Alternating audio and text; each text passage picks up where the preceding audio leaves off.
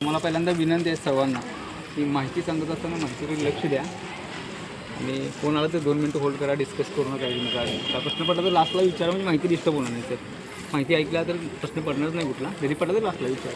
का तर संपूर्ण महाराष्ट्रामध्ये जवळजवळ 300-350 किल्ले आहेत. तर त्या सगळ्या गाड्यांच्यापेक्षा पन्हाळा हा जरा वेगळ्या पद्धतीचा. म्हणजे कसं आहे तर गडाच्या वर गाडी फिरत्या, त्यामुळे नवीन लोकांना विचारावं लागतं गड कुठं आहे कळत. आणि ह्याच्या मागचं कारण काय आहे तर 1844ला ज्यावेळेला इंग्रज गडावर आले, ब्रिटिशांनी पूर्वेचे 4 दरवाजे पाडलेले.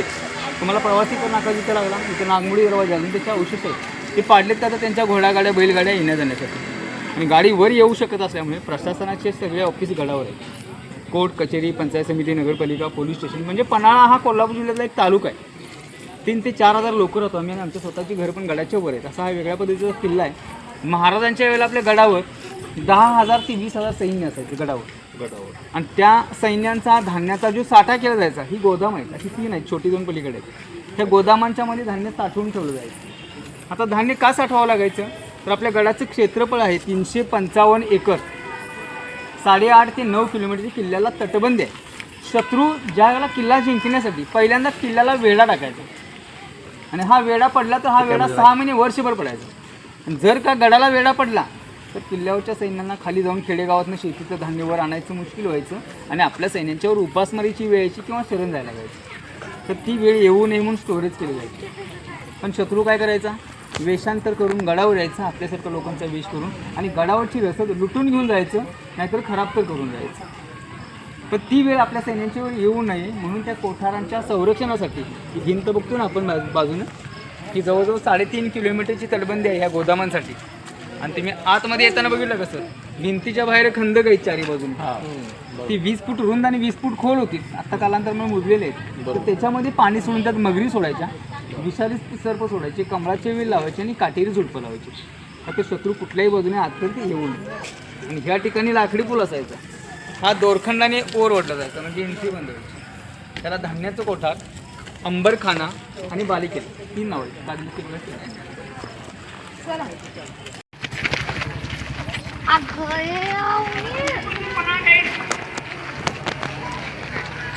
शिवराय ते तर माझ्याकडे एक पॅसेंजर आहे.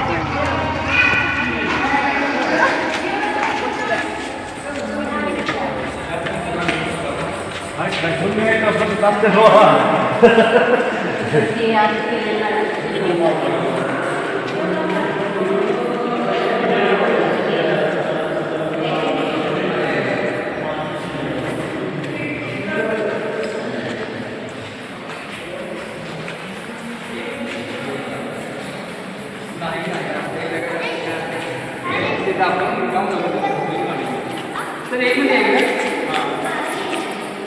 तुम्ही तुमच्याला या 1 मिनिट सर.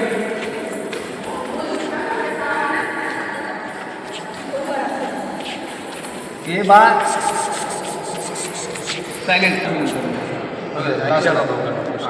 त्यामुळे माहिती आहे नाही दिलं ठेवून का नाही नंतर ट्रेननं पाठवून. या ठिकाणी बघा आपण आता धान्याच्या कोठारामध्ये आलो. हे धान्याचं गोदाम आहे, हे मेन गोदाम आहे म्हणून आपल्याला मोठं दिसतं. ह्याच्या पलीकडे अजून 2 गोदाम आहेत. त्या मेन गोदामाला टोटल 4 दरवाजे आहेत. आतमध्ये येताना बघितलं एकमेकांना आपण 2 आहेत. हा 3रा आणि तो 4था. लाकडी दरवाजे असायचे. लाकडी दरवाजे लावून इमारत पूर्ण पॅकबंद करून घ्यायची. जी धान्याची पोती असायची इमारतीच्या वर जायला बाहेर 2 जिने आहेत. त्या जिन्यातून धान्याचं पोतं घेऊन वर जायचं आणि वर आपण जे ओलं करतो सगळ्या ठिकाणी त्या ओलातून धान्याचं पोतं खाली ओतलं जायचं, वरून ओतायचं. म्हणजे आताच्या गोदामांसारखी पोती रचायची नाही. धान्य सुट्टा आणि फुलं असायचं. त्याच्यामुळे एका कोठारामध्ये एक प्रकारचं धान्य असायचं. म्हणजे ह्याच्यामध्ये पूर्ण नाचणी असायची. नाचणी तर माहिती आहे सर्वांना. पलीकडच्या कोठारामध्ये असायची वरी भगत आणि शेवटच्या कोठारामध्ये बाजरी. एकात नाचणी, एकात वरी आणि एकात बाजरी. महाराजांच्या वेळेला गहू वगैरे ही धान्य नव्हती. ही विदेशातून ब्रिटिशांनी नंतर आणलेली. त्या 3 कोठारांच्या मध्ये मिळून 25,000 खंडी एवढं धान्य मावायचं. खंडी म्हणजे माहिती आहे तुम्हाला, महाराजांच्या वेळेचं मोजमाप आहे. 1 खंडी म्हणजे 20 पोती. 100 किलोचं 1 पोतं असतं. मी तुम्हाला सांगतो 25,000 खंडी म्हणजे 25,000 गुणिले 20 5 लाख पोती धान्य मावायचं. आता एवढ्या छोट्याशा किल्ल्याला एवढासा टका लागायचा. तर हा किल्ला बांधलेला आहे राजा भोजने 1052 साली. 1052 मी म्हणतो तुम्हाला, छत्रपती शिवाजींचा जन्म झाला 1630ला. आपल्या राजांच्या जन्माच्या पण अगोदर 600 वर्षापूर्वीचा गड आणि हा किल्ला आणि या इमारतीत. आता मला सांगा, 1000 वर्षाच्या पूर्वी कुठली मशिनरी होती का टेक्नॉलॉजी होतं? काहीच नसताना एवढं मोठ्या इमारती 1000 वर्षापूर्वी बनलेले. आताचं 21वावं शतक आहे, अद्ययावत नसणारे हायर टेक्नॉलॉजी, तरी देखील आताच्या घडल्या टेक्नॉलॉजीमुळे एवढ्या मोठ्या इमारती बनवू शकतात. पण 1000 वर्षाची सोडून द्या, 5-50 वर्षाची वॉरंटी कोण देऊ शकत नाही. मग याचं श्रेय कुणाला जातं? त्याचं श्रेय आपल्या सैन्यांना, आपल्या पूर्वजांना जातं. कारण आपली पूर्वीची लोक आहेत ना, ही धडधकड आणि निप्पाड असायची. 6, 7.5, 7 फुटापर्यंत उंची आणि तब्येती असायच्या. कारण का? तर खाणं कसदार होतं. कारण आतासारखं खतमिश्रित, रासायनिक, केमिकल हे प्रकार पूर्वी नव्हते. तुम्हाला मी चौकाचा चर्चा बघा सांगितलं, नवी भाजी 6.5 फूट उंची, 2 हातामध्ये 15 किलोच्या 2 तलवारी घेऊन लढायची. सकाळी नाश्त्याला 5 चवड भाकर लागायची. एक चवड म्हणजे 5 भाकऱ्या. 5 चवड म्हणतो तुम्हाला मी, 25 भाकऱ्या सकाळी नाश्त्याला लागायच्या. आणि आताच्या बाकीच्या दुप्पट मोठी भाकरी असायची. म्हणजे त्यांना जेवण किती लागत असं आपण अंदाज लावू शकत नाही.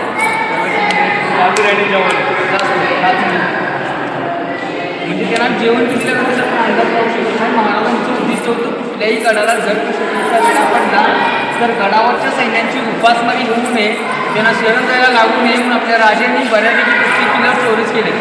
तुम्ही रायगडला गेला तर बघितलं जमिनीच्या आतमध्ये अंडरग्राऊंड धान्याची कोठार, सर्वात मोठी कोठार पन्हाळगडची. आता मी तुम्हाला सांगितलं की धान्य वर्ण ओतलं जायचं. कशाने आहे? धान्य वर्ण ओतलं जायचं. दरवाजे बंद असायचे. जोपर्यंत धान्याची लेवल वर्ण खाली संपत त्या उमऱ्यापर्यंत येत नाही, आणि जोपर्यंत संपत येत नाही त्या उमऱ्यापर्यंत तोपर्यंत कुठलाही दरवाजा उघडायचा नाही. दरवाजे बंद राहायचे धान्य संपेपर्यंत. मग आतमध्ये साठा किती शिल्लक आहे, आतमध्ये साठा किती शिल्लक आहे ते बघायचं कसं आणि ओळखायचं कसं? कारण जर का गडाला वेढा पडलेला असेल तर गडावर रसद तेवढी शिल्लक आहे याच्यावर सगळ्या गोष्टी डिपेंड असायच्या. मग आतमध्ये साठा किती शिल्लक आहे ते बघण्यासाठी जिन्यामध्ये खिडकी आहे, हा वरचा जिना आहे, त्या खिडकीतनं वाकून बघायचं की आतला साठा किती शिल्लक आहे. आणि साठा किती शिल्लक आहे ते ओळखण्यासाठी हे स्तंभ आहेत ना, त्या जवळच्या स्तंभाला टप्प्यात बघा. 2 फुटावर खाली पहिला टप्पा आहे, मध्ये दुसरा आणि वर तिसरा. त्या टप्प्यांच्यावर अंदाज लावला जायचा कितव्या टप्प्यावर धान्य आहे, अजून किती दिवस पुरेल. म्हणजे खालचा 2 फुटावरचा टप्पा रिझर्व कोट आहे. गडाला वेढा असेल आणि धान्य 2 फुटावर आलं तर समजून जायचं की आता शरण जायची वेळ जवळ आली. मग त्या पद्धतीने हालचाली केल्या जायच्या, काहीतरी मार्ग काढला जायचा. तुम्ही म्हणता तसं धान्य वर घेतलं जायचं नाही, धान्य वरनं चोपलं जायचं. दरवाजे बंद असून धान्य काढायचं कुठून तर तिथं होल आहे. या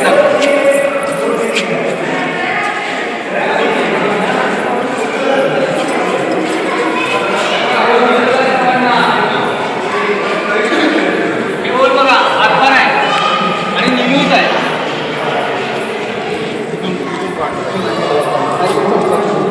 आता 1000 वर्षापूर्वीचं कन्स्ट्रक्शन आहे. आज स्तंभ आहे ना, काय बोलतोय फक्त दरवाजा असायचा. धान्य प्रश्न की त्या ठप्प्यातून हा डोळा झाका आणि मागचा स्तंभ दिसतोय का बघा, दिसतो का? दिसत नाही का? दिसतच नाही दिसत. इथं थांबा रे, तर 1 मिनिट बघा, लक्ष द्या इकडे. परत फोटो काढा वाटलं तुम्ही. ते होल तर बघितलं आपण, ते होल आतून बाहेर निमवत आलेलं आहे. वरून धान्याचं प्रेशर असायचे, दरवाजे सगळे बंद असायचे. त्या ठिकाणी टोपण असायचं, त्याला कणगी म्हणतात. माहिती आहे ना, टोपल्यानं कणगी असते, स्लाईड केली की प्रेशरमध्ये धान्य बाहेर यायचं. आपल्याला जेवढं धान्य लागणार आहे पाहिजेला आहे इथं भरून घ्यायची पोती, परत पॅक करायचं. बरोबर. आता ताई मला सांगा, घरातला 20 किलोचा डब्बा खराब झाला तर किती वाईट वाटतं आपल्याला? आता स्वराज्याचा साठा होता आणि सुट्टा होता पण खराब नाही आहे. कारण काय होतं, आता चिरून केवढी असते आपली 10x10ची किंवा 12x12ची रूम असते. 9 इंचाची ते 1 फुटाची भिंत असते. आपली भिंत सोडून द्या, आपल्या खोलीपेक्षा मोठी भिंत आहे, बरोबर.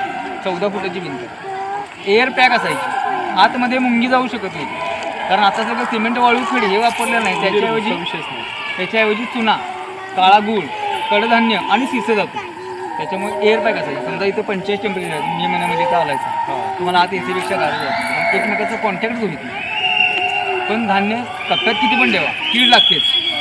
तर ती कीड लागू नये म्हणून धान्य वरनं ओततानाच प्रत्येक 2 फुटावर 4 फुटावर 6 फुटावर सगळ्या होलात नाही तुळशीची पानं कडुलिंबाची पानं टाकायची, थर निर्माण व्हायची. आज पण ते आपण वापरतो. आणि वरच्या खिडक्या उन्हाळ्यामध्ये ओपन ठेवायच्या ऊन लागण्यासाठी, पावसाळ्यामध्ये झाकून द्यायची. तर ही इमारत जर लांबनं बघितलं असं ना तर हत्तीवर अंबार असते बघा, तसा याचा आकार आहे अंबारीसारखा. म्हणून याचं मी तुम्हाला नाव सांगितलं की अंबरखाना. धान्य साठवायचे म्हणून धान्याचं कोठार. आणि तिसरं नाव बालेकिल्ला.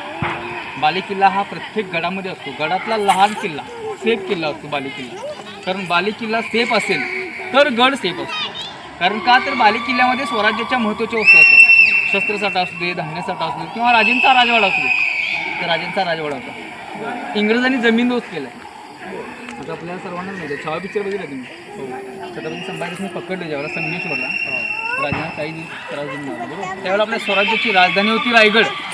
त्याला रायगडवर कोण कोण होतं तर त्यांची बायको यसाबाई, त्यांचा मुलगा शाहू, राजाराम महाराज आणि ताराबाई. आता रायगड तर काबीज होणार आहे, औरंगजेब काबीज करणार आहे. म्हणून यसाबाईंनी राजाराम महाराजांनी निष्ठून पाठवलं जिंजीला. कारण छत्रपती संभाजीराजांचं स्वराज्य कोण बघू शकणार होतं तर राजाराम महाराज. म्हणून त्यांनी निष्ठून पाठवलं. ते निघून गेले इकडे. आणि यसाबाई 30 वर्ष आणि शाहू 27 वर्ष औरंगजेबच्या कैदेमध्ये. साहजिकच राजाराम महाराजांनी थोडे दिवस आपल्या स्वराज्याचा राज्यकारभार बघितला. 17व्या शतकात ते पण गेले. आणि त्याच्यानंतर स्वराज्य कोणी बघितलं तर आपल्या स्वराज्याची पहिली महिला रणरागिनी ताराराणी. त्यांनी स्वराज्य पन्हाळा गडावरून बघितलं. म्हणजे रायगडच्या नंतर स्वराज्य पन्हाळा गडावरून चाललेलं आहे आपल्या स्वराज्याचं. त्यामुळे तिकडची सगळी धनदौलत तिथं होती. कारण स्वराज्य चालवायचं म्हणजे खाय प्यायची गोष्ट नव्हती. आणि इंग्रज का आले होते सगळ्यांना माहिती आहे, लुटायला आले होते. पूर्वीचे दरवाजे पाडले, घोडागाड्या बैलगाड्या घेऊन. आणि पूर्वीची लोक आपली धनदौलत आहे ना ती जमिनीमध्ये किंवा भिंतीमध्ये लपवून ठेवायची. म्हणून हा राजवाडा पडला. ही कुठली गडावरची इमारत पडलेली. तर ह्या मेन इमारतीचं नाव आहे गंगा. पलीकडे यमुना आणि सरस्वती अजून 2 इमारती. गंगा, यमुना, सरस्वती. नाचणी, वरी आणि बाजरी. नद्यांची नाव का दिलेले आहेत तर नद्यांचा प्रवाह जसा 12 महिने असतो तसा आपला साठा 12 महिने हा राहावा म्हणून नद्यांची नाव दिले आहेत. गंगा, यमुना आणि सरस्वती. फोटो काढायचा आणखी आपल्याला. चलो.